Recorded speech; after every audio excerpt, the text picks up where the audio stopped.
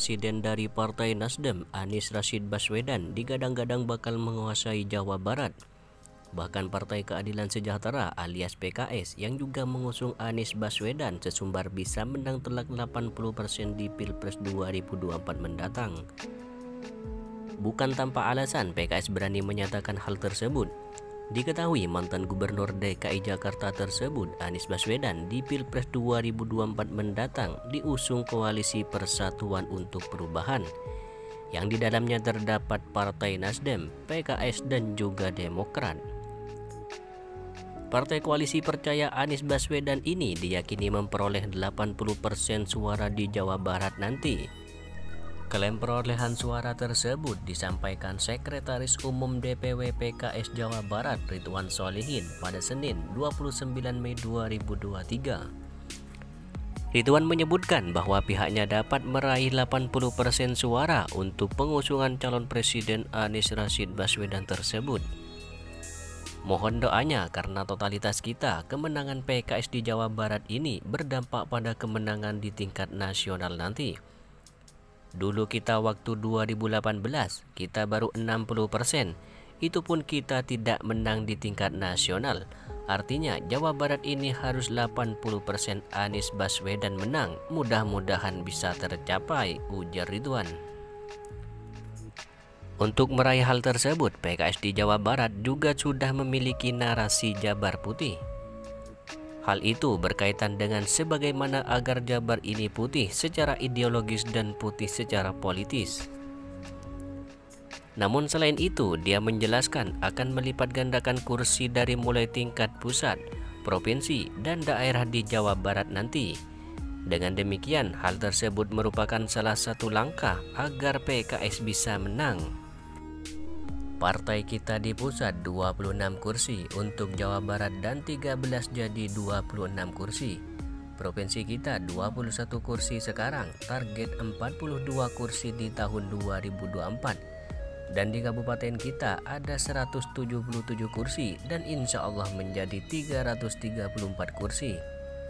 Mudah-mudahan berdampak pada Pilkada 2024 bulan November dengan 2 kali lipat kursi ini, baik di tingkat kabupaten maupun provinsi, bisa mencalonkan secara mandiri baik untuk mencalonkan bupati dan wakil bupati, ucap Ridwan. Sementara itu, pada Minggu 28 Mei 2023 kemarin, DPD PKS Majalengka menggelar kegiatan halal bihalal. Kegiatan tersebut dihadiri langsung oleh anggota Komisi 7 DPR RI Nur Hasan Zaidi, pengurus DPW PKS Jabar, dan pengurus DPD PKS Majalengka. Namun sebelumnya diketahui pihak dari Anies Baswedan saat diminta PDI Perjuangan untuk minta maaf ke Presiden Joko Widodo. Permintaan maaf yang diinginkan PDI Perjuangan ke Presiden Joko Widodo oleh Anies Baswedan ditanggapi Deputi Bapilu DPP Partai Demokrat Kamhar Lukamani.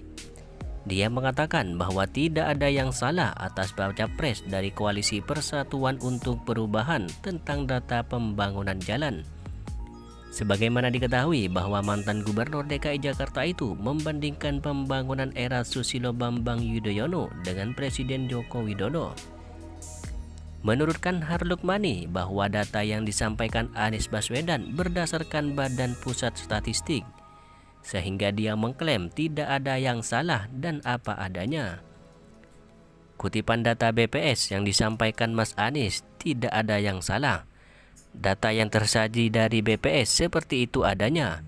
Jika kemudian Kementerian PUPR melalui Dirjen Bina Marga Hedi Rahadian panik dan kebakaran jenggot setelah data itu dipresentasikan ke publik, itu yang justru patut dipertanyakan, mengingat bahwa sejak dulu penyajian data di BPS seperti itu, ujar Kamhar dalam keterangannya kepada Tribun News yang dikutip pada Senin lalu. Kamhar mengatakan bahwa data BPS ini menegaskan prioritas dan bentuk keberpihakan pemerintah. Kebijakan pemerintah Pak SBY termasuk dalam pembangunan infrastrukturnya, napas dan jiwanya pro rakyat. Sementara pemerintahan Pak Jokowi terbaca lebih berorientasi proyek dan tidak pro rakyat, ucap Kamhar Lukamani. Justru merekalah, kata Kamhar, yang semestinya minta maaf kepada rakyat. Presiden dijadikan petugas partai, bukan petugas rakyat, agar menjadi negarawan yang menjadikan kepentingan rakyat, bangsa, dan negara sebagai yang utama dan diutamakan, bukan kepentingan golongan atau kelompok tertentu saja.